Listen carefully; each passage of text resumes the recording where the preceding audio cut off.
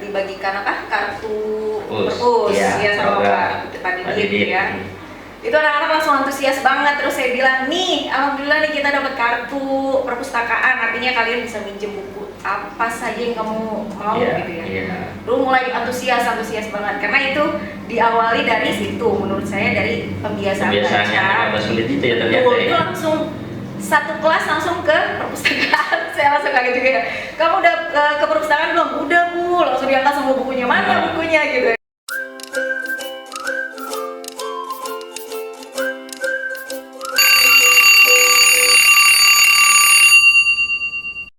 Assalamualaikum warahmatullahi wabarakatuh. Bukan kembali lagi sih, baru di episode pertama podcast Ayah Sekolah SDN Sumber Jaya 05. Ini episode pertama, kita undang guru dari sekolah kita, namanya Ibu Indah Puspa. Selamat datang, Bu Indah.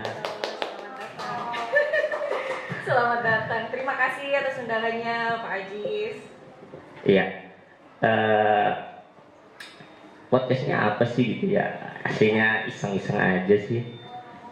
Iseng-iseng karena punya channel YouTube Sumber J5 yang lagi modelnya kan podcast ya. Nyoba buat dengan alat yang kita punya. Ada mic, ada sound, kamera ada satu, itu pinjem satu. Kita pinjem nggak apa-apa. Bu Guru, dulu kalau di sekolah belnya gimana? Kering, tap, apa tank, apa ada nada-nadanya kalau dulu? Kering ya? Iya sih, emang banyak kan. Paling banyak ya ini. Iya banyak kan kering. Gitu. Iya kan bumper kita kan kering, gitu. Jadi presentnya begitu buat kenalan. Itu jadi kalau dulu saya pernah di SD di Jakarta. Karena zaman dulu kali ya di kentong tuh. Oh iya. Teng zaman dulu. Kelas di sini jadi tap. Iya. Ada juga tap yang terus ada juga yang kering. Kalau sekarang yang model baru yang ada nada-nadanya. Iya gitu. Oke, langsung aja pertanyaan ya. Udah saya coba. Dari data sampai bulan ini kelas 5E itu masih paling banyak minjem buku di perpustakaan. Tepuk tangan. 215 peminjam buku kalau sampai bulan Februari. Yang awal kan dulu diumumkan ya di bulan Oktober dulu. Oktober itu Bunisa yang juara satu. Bunisa, lalu di bulan November baru kelas ibu 5E. Yang Bunisa udah dikasih ini nih. Nah sekarang saya mau ngasih ini juga kayak ibu. Ini November, terima dong. Oke, terima kasih. Dipajang biar masuk kamera. Sini ya? Iya gitu. Bang PTN-nya luar biasa. Terus di November itu ibu data di sini 78 siswa, 78 pinjaman. Dari siswa ibu berapa? 39 ya, 39 sampai 78 pinjam buku. Nah itu ntar ceritain gimana caranya. Di Desember kita nggak diumumkan karena fokus ke ujian semester 1 ya. Iya jadi nggak diumumkan. Lalu Januari tidak diumumkan secara langsung di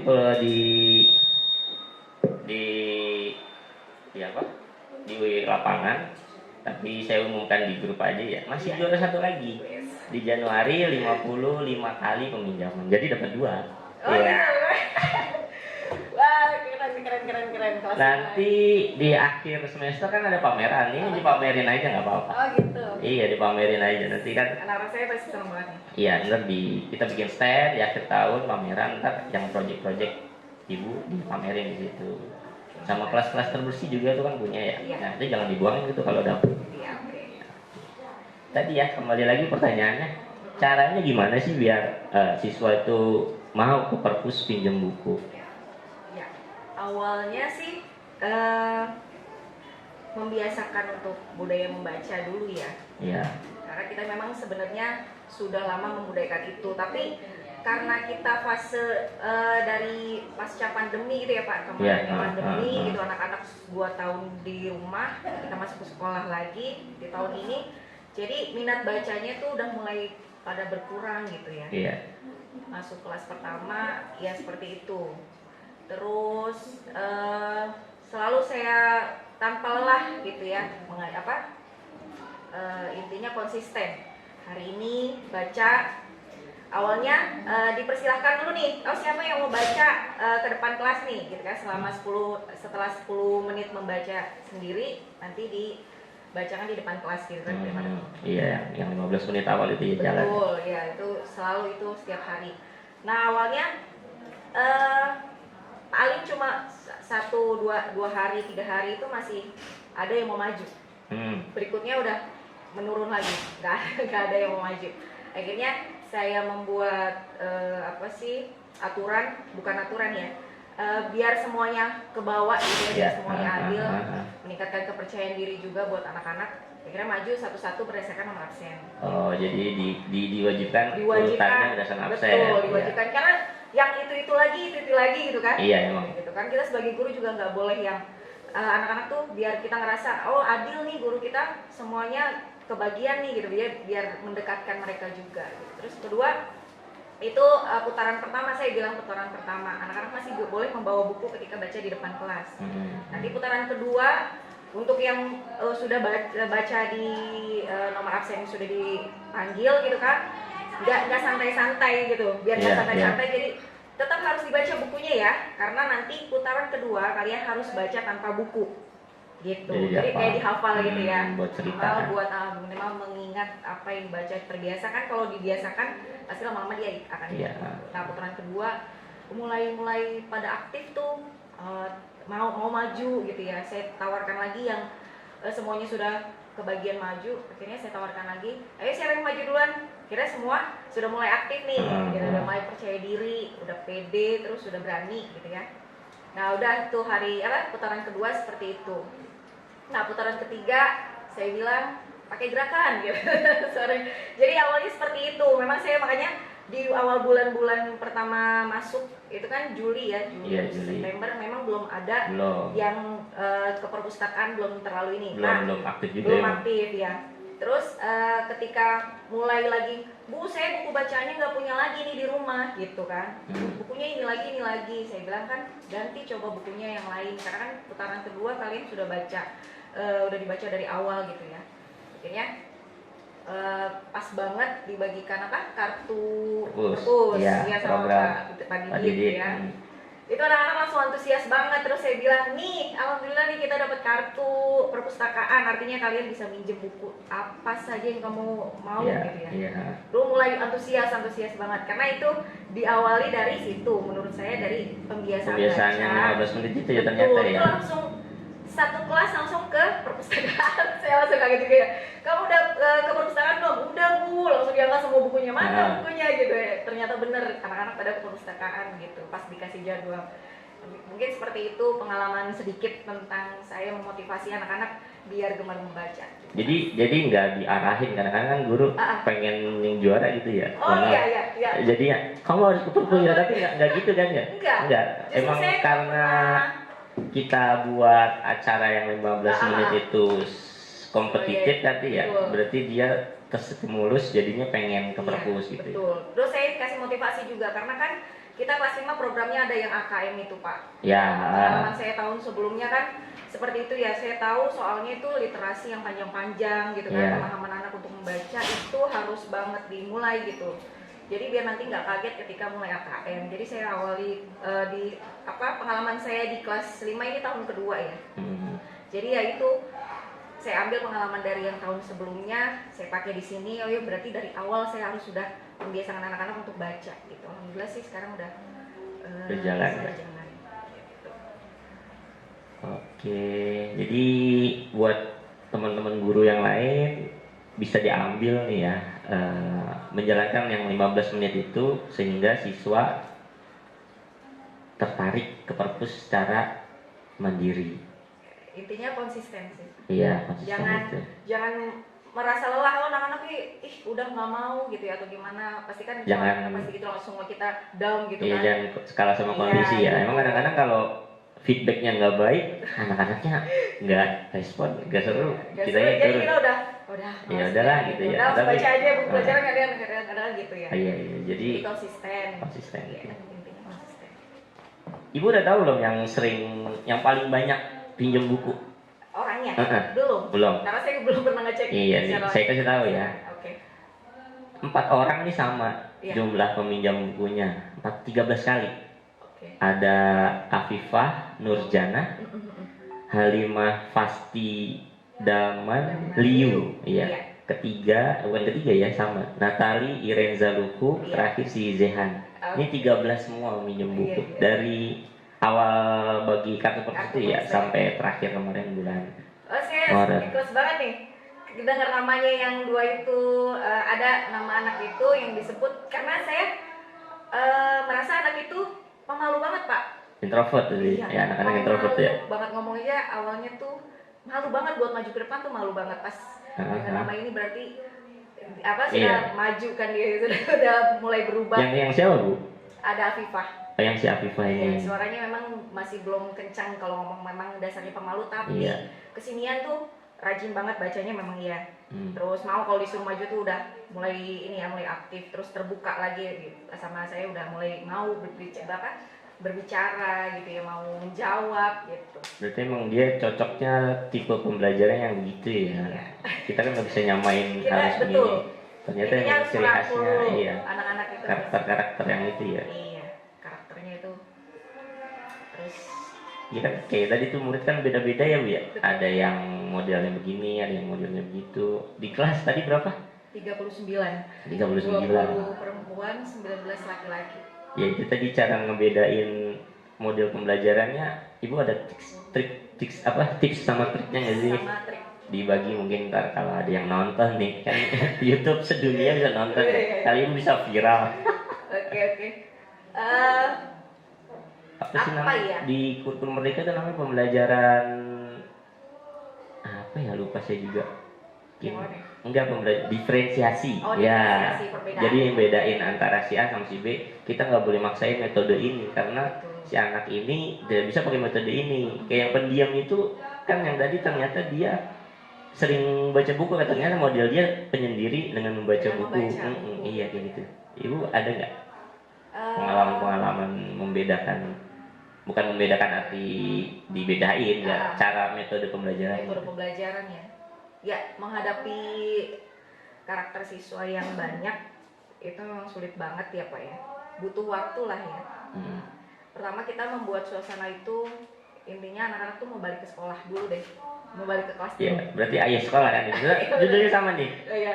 Pokoknya dia saya awal masuk itu menerapkan pada diri saya gitu, anak-anak yang penting mau datang ke sekolah dulu nih, masih kebebasan dulu gitu ya. Kebebasan bukan berarti yang bebas seenak-enaknya, itu enggak juga. Artinya kayak mau duduk sama siapa.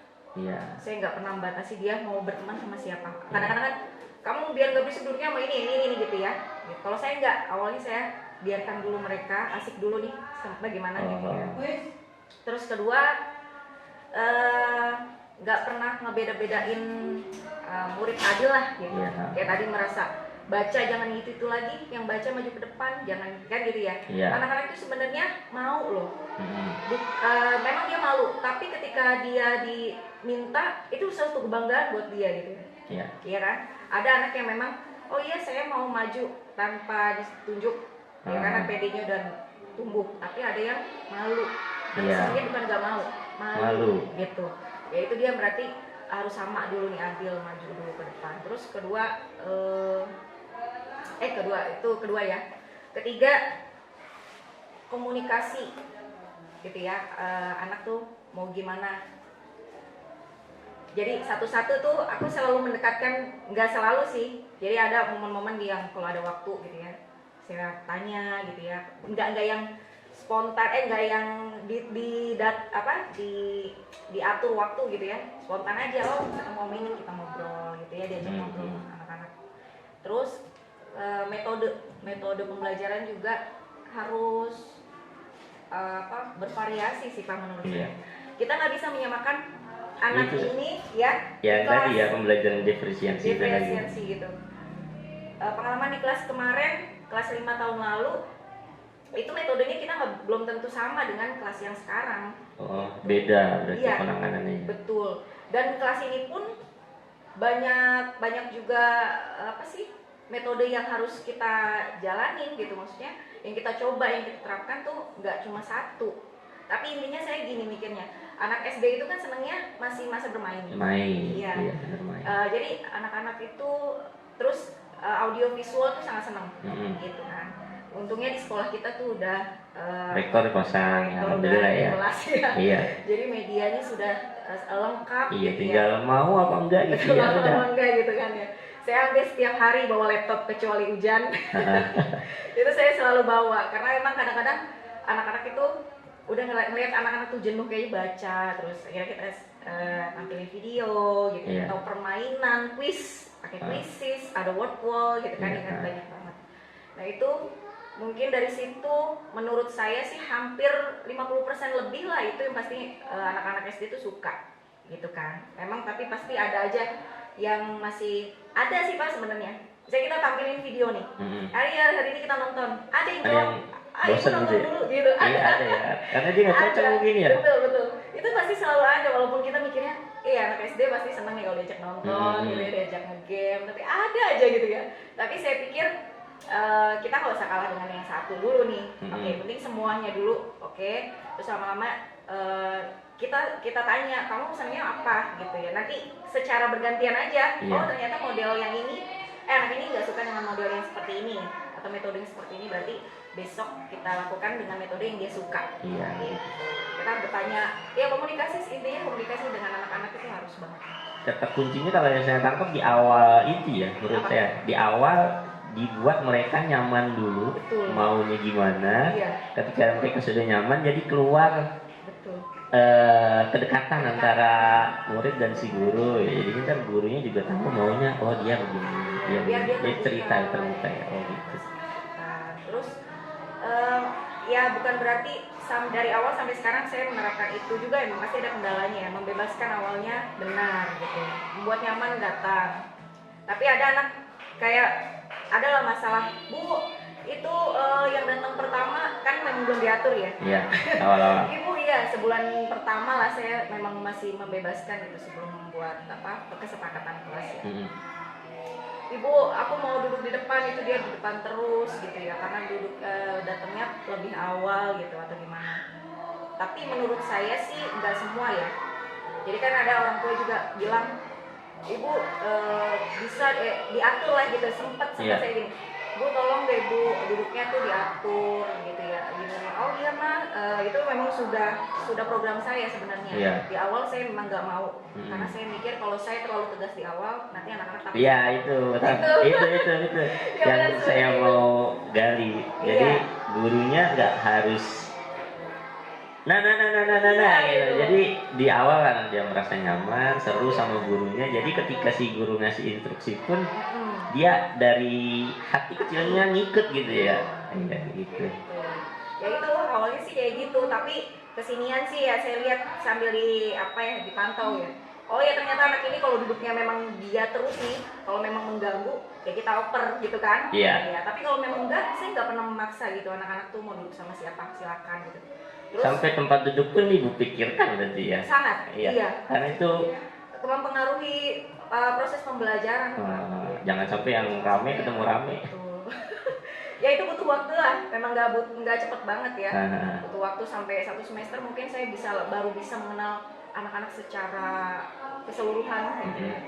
Semester 2 ini alhamdulillah sudah nyaman, enak lah, udah mulai tinggal ngejalanin aja gitu. Anak-anak udah ngerti saya udah ngerti anak-anak gitu. Nah kan udah jalan nih. Ketika saya sekolah, mungkin ibu juga sekolah, biasanya ada beberapa siswa yang rada unik ya. Kita ngomongnya unik. Ada nggak sih siswa yang unik? Nggak usah sebut nama, tapi kelakuannya biasanya kan aneh-aneh tuh. Ada. Pasti ada ya. Ada. Troublemaker gitu. Itu ada. Sampai berantem pun ada. Ada. Orang tuanya datang tuh ada gitu ya. Apalagi saya sekarang memegang kelas 5. Itu udah emosionalnya sudah mulai kelihatan tuh karena usia itu ya udah kelas tinggi itu udah kelihatan. Beda sama ngajar kelas 1, kelas 2 itu beda gitu. kelas 5 tuh udah bener-bener mereka kayak maunya sendiri gitu. Iya, maksudnya terus kalau disenggol dikit ngegas. Langsung marah. Iya, Ada yang gitu. ada gitu. Tapi ya saya menyikapinya sih kayak gini aja ya. Anak-anak tuh semua pasti seperti itu, tapi intinya nanti akan balik lagi kok gitu ya. Maksudnya nggak sampai yang bermusuhan sampai panjang selanjutnya atau gimana gitu ya. Dia mereka kalau misalnya sudah didatangkan orang tua, itu juga udah merasa-rasa worry gitu ya, takut kan. Iya, udah takut sih. Takut, tegang gitu kan. Dengan dari dipanggil ke kantor pun ya siswa udah takut. Iya kan? Iya gitu loh, tanpa harus kita omelin yang cuman tapi kenceng gitu ya. Daripada kita sakit gitu, sakit kepala saya ngomel gitu, saya mendingan ya itu sih memang juga bukan kemauan saya memanggil orang tua waktu itu, karena orang tuanya sendiri yang mau datang karena memang laporan dari anak-anaknya. Saya sih berusaha kalau ada masalah pengennya diselesaikan di sekolah dulu, dia di kelas, anak-anak sudah baikan, kan biasanya gitu ya. Iya, cuma kalau nyampe sih. kalau nyampe ke orang tua, tau-taunya orang tua masih kesel, anak-anaknya udah baik lagi gitu. Saya nggak mau kayak gitu, gitu kan. Tapi kalau memang ternyata udah nyampe orang tua, oke, kita selesaikan gitu. Ya ada loh Pak kayak gitu, yang perempuan ada, yang laki-laki ada gitu. Iya, kalau dulu perempuan zaman kita sekolah mungkin lebih kalem ya. Kalem ya. Saya dengar cerita dari guru-guru, sekarang perempuan begini. Iya. Berarti perubahan zamannya udah cepet banget ya, beda. Efek dari teknologi Pak. Iya sih emang itu. Sekarang tuh anak-anak tuh ya kan udah paling gampang banget kan. Iya, ini juga makanya ya cepet gitu. Makanya nyoba ngisi konten di YouTube yang lebih bermanfaat, jangan sampai kalah yang isinya yang gitu-gitu. Coba kita buat ini ya, podcast Ayo Sekolah. Mudah-mudahan biar jadi inspirasi. Gitu maksudnya gitu. Jadi fungsinya yang podcast yang pertama mungkin ngasih inspirasi dari narasumber ya, terus ngasih info-info juga kegiatan-kegiatan sekolah yang biasanya kan kita ngundang tim-tim dari standar penilaian, standar isi, kita rapat sama orang-orang itu nanti nyampaikan ke teman-temannya gitu ya. Jadi ketuanya satu orang kita panggil, kita rapat. Nah takutnya orang ini udah nyampein tapi temannya lupa. Nah saya mau ngingetin di sini lagi, nanti kalau dia nonton bisa ingat gitu. Sama ini yang kegiatan di akhir tahun ini sampai di bulan Juni. Nanti ini ada 3 kegiatan penting ya. Di bulan Mei nanti ada perjusa. Kalau yang siaga kemarin Ibu pembinanya kan ya? Iya. Yang siaga namanya apa? Persari. Ya, Persari. Nah, yang tentu kan ada di bulan Mei 19-20. Iya. Nanti udah persiapannya gimana itu? Kalau buat itu. Dari mana dulu nih? Sisi dari kelas siswa udah diumumin, udah bikin tim, tapi kegiatannya juga belum tahu ya, jadinya ntar kita undang deh pembina pramuka ke podcast sini biar jelasin kegiatannya apa. Tapi info mau ada kegiatan itu apa perjusa itu ya, kalau kita kan saya kan penggalang perjusa itu perkemahan Jumat Sabtu. Bahkan anak-anak tuh kapan sih Bu, kok lama banget? Iya, sempat diundur. Tapi diundur bener juga, kan maunya Maret ya. Maret musim hujan terus nih. Iya, bener pas undur. Ya udah nggak apa-apa. Iya. Ya itu sih, paling anak-anak udah nanyain. Sepertinya udah siap ya, dari kesiapan dianya udah siap gitu. Tinggal kita latih kemandiriannya, mentalnya dikasih motivasi lah bahwa ini kegiatan tuh untuk apa sih gitu ya. Gitu. Biar mereka tuh nggak ini juga gitu nggak kaget, karena kayaknya pertama kali deh mereka ikut kegiatan ini. Iya kan sempat vakum dulu, yang mau kita udah direncanain di perjusa itu di tahun 2020 kan COVID. Iya. Nggak terlaksana itu, nggak terlaksana. Udah dibeliin lapangan, udah dibeli lampu tuh, udah dipasangin buat malam kan udah terang. Ternyata COVID yang nggak terlaksana. Terus tahun-tahun kemarin juga nggak dianggarkan karena baru mulai merangkak lagi ya setelah kita Nah tahun 2003 kemarin pembinanya ayo dong bikin ini, coba dianggarin, ternyata di ACC nanti di bulan Mei. Terus kegiatan yang kedua, tadi kenapa sih yang perjusa tuh didukung banget ya? Karena raport dari sumber J5 Iya. itu raport mutunya yang merah di karakter mandiri. Oh. Iya, jadi di raport mutu sumber J5 kemarin yang kita isi, yang sama anak-anak ANBK tuh, Iya. ternyata yang merah di Mandiri. karakter kemandirian. Jadi di perjusa ini mungkin dari jawaban biar menaikkan mutu kemandirian di sekolah. Ya, mungkin di situ sih. Bagus juga sih Pak, benar. Yang kedua lomba literasi. Iya. Lomba literasi ini nanti bulan Juli rencananya setelah ujian naikkan kelas berarti ya? Iya. Ujian naikkan kelas kan dari tanggal 8 tuh sampai tanggal 11. Nah, kan ada seminggu kosong. Nah, seminggu itu rencananya nanti tim literasi, ekskul literasi Pak Adam bakalan buat kegiatan. Udah tahu lomba-lombanya? Belum. Nih lomba-lombanya nih yang lain biar siapin juga ya. Untuk kelas 1 sampai kelas 5 mungkin ya. Kelas 6 udah bulan Juli udah bagi jasa. Tapi kalau mau ikut nggak apa-apa. Kelas 1 sampai kelas 6 ada pohon gelis sama akuariumku.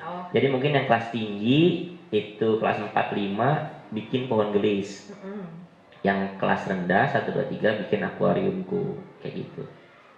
Terus yang kedua ini mah tim ya. Ntar ibu siapin aja tuh di kelas bikin pohon gelis yang cakep biar juara. Dulu saya pernah kelas 1 yang kelas 1 ibu pas lomba itu literasi pas kelas 1 gitu. Iya benar. Berarti pohon gelis pertama kali nih saya mau buat. Iya, coba buat. Mudah-mudahan bisa. Terus ada cerdas cermat litnum kelas 1 sampai kelas 5 atau kelas 6 juga. Nanti katanya modelnya dibikin kelompok, misalkan kelas A jadi kelas 1 sampai kelas 5 A digabung jadi kelompok A. Gitu. Rencana awalnya sih, ntar bisa berubah.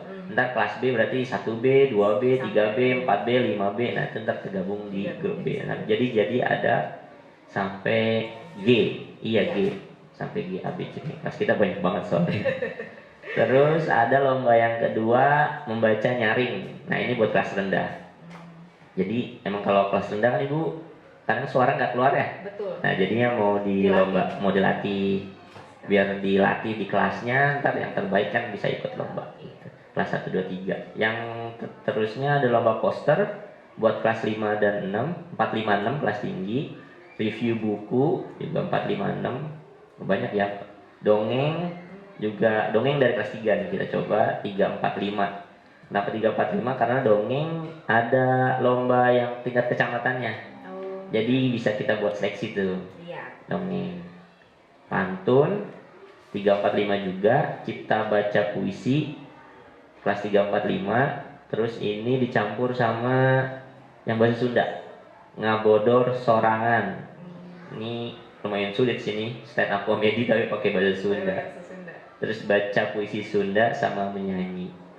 Jadi ada 10 kalau nggak salah ini, 10 lomba.